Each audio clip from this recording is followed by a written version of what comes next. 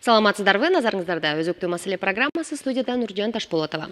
15 октябрда өткөн президенттик шайлоонун жыйынтыгы чыкты. Борбордук шайлоо комиссиясы шайлоого катышкан жарандардын 54,22% добушуна ээ болгон Сооронбай Жээнбековду Кыргыз Республикасынын президенти деп жарыялады. Мына ушул президенттик шайлоонун жыйынтыгы тууралуу сөз кылуу максатында студиябызга Борбордук шайлоо комиссиясынын төрагасынын орун басары Абдыжапар Бекматовду чакырганбыз. Саламатсызбы? Саламатсызбы.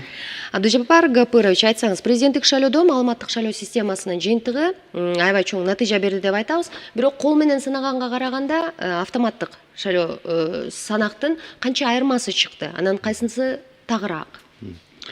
Көп деле айырма чыккан жок. Бул биздин автоматтык маалыматтык шайлоо системасын колдонушу менен биз бир топ буга чейинки болуп келген терс көрүнүштөрдү жокко чыгардык.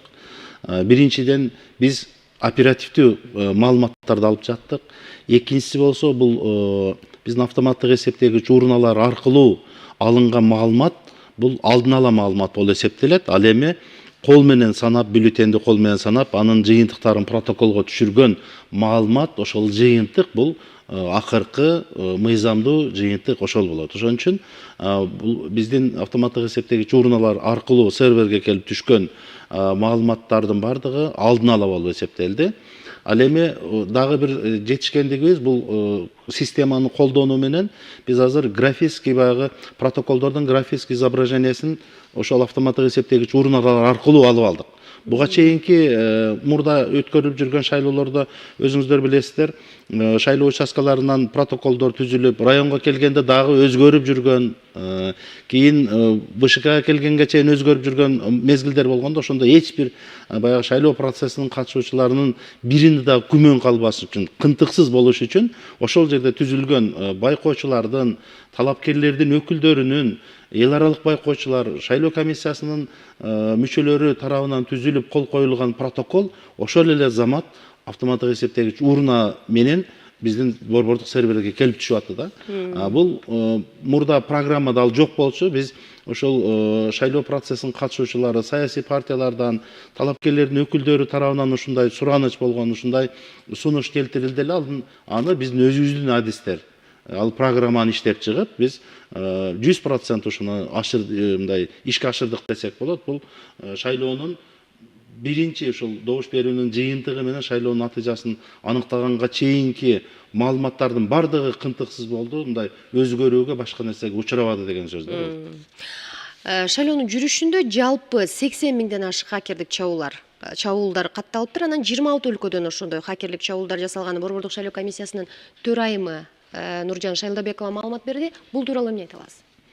Ооба, биз шайлоонун натыйжасын аныктап аткан мезгилде ошол шайлоо күнү, шайлоого чейин бул биздин системабызды бир жагынан бизди баягы курчутту, чыңалтты десек болот. Анткени биз ар бир хакердик атака болобу, кибератака кандай болсондо дагы биз ошого жараша биз өзүбүз техникалык жактан чыңалып аттык десек болот. Биздин адистер жана чет өлкөлүк бизге тартылып иштеп аткан адистер тарабынан программанын иштелип чыгышы, биздин системанын туура коюлгандыгынын натыйжасында мындай ишеничтүү экендигин тастыктады десек болот. Ошол 80 миңге жакын чабуулдун баарын кайтарып, ага туруштук берүү дагы мисалы бул жөнөкөй иш эмес.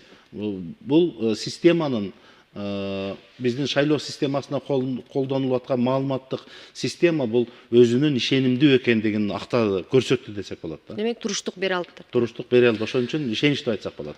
Эми каражат тууралуу сөз кылсак, президенттик шайлоону өткөрүүгө жалпысынан 671 миллион сом каралса, анын 500 миллиону ушул жолку шайлоонун биринчи тур менен өткөндүгүнө байланыштуу королуп сарпталыптыр.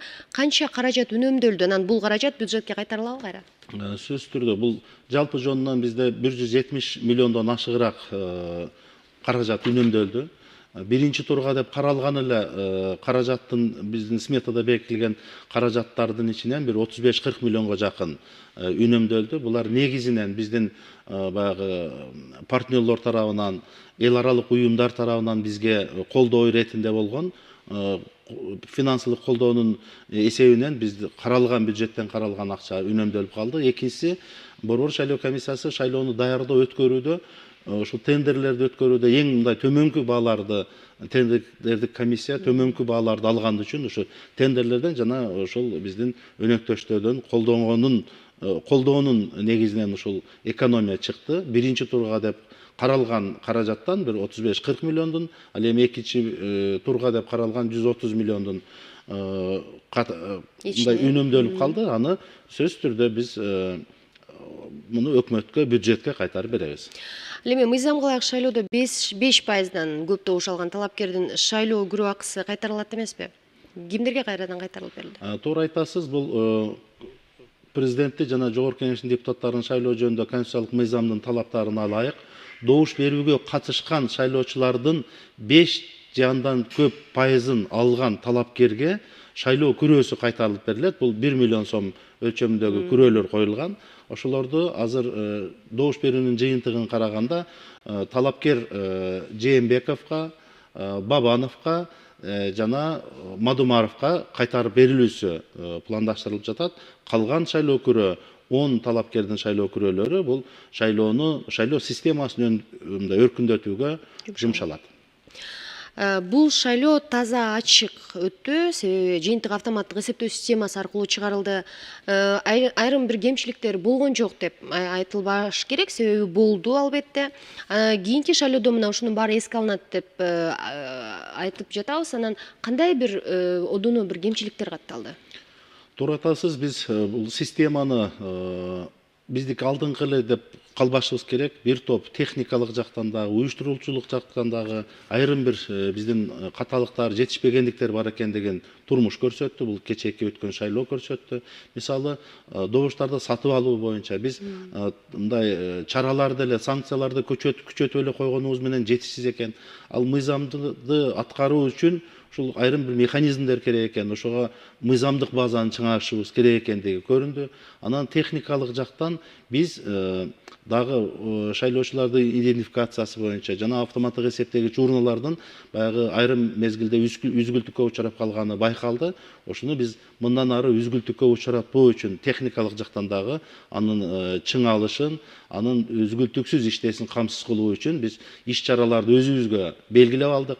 Тиешелүү биздин эл аралык уюмдар менен ал боюнча алдын ала сүйлөшүп алдык. Кайсыл багытта техникалык жактан, кайсыл багытта мыйзам базасын чыңоо боюнча, кайсыл багытта шайлоо процессинин катышуучулары, мисалы талапкерлер, саясий партиялар, талапкерлердин өкүлдөрү, бейөкмөт уюмдар менен, жергиликтүү өз алдынча башкаруу органдары менен кайсыл багытта иш алып барышыбыз керек экендиги жөнүндө өзүбүз негизги бир багыттарды белгилеп алдык. Буюрса, мындан аркы шайлоону өткөрүүдө, даярдоодо ушундай кемчилдиктердин алдын алуу, аларды болтурбоо боюнча уюштуруу иштерди жүргүзөбүз. Абдыжапар Гапарович, бүгүн студиябызга келип, убактыңызды бөлүп, маек куруп бергениңиз үчүн сизге чоң рахмат. Ишиңиздерге ийгилик каалайлы, жеңил эмес абдан оор ишиңиздерге ийгилик каалайбыз. Урматтуу телекөрүүчүлөр, эфирде өзөктүү маселе программасы болду. Бүгүн биз президенттик шайлоонун жыйынтыгы тууралуу сөз кылдык. Студиянын мейманы Борбордук шайлоо комиссиясынын төрагасынын орун басары Абдыжапар Бекматов болду. Ала Тоо 24 каналынан алыстабаңыздар.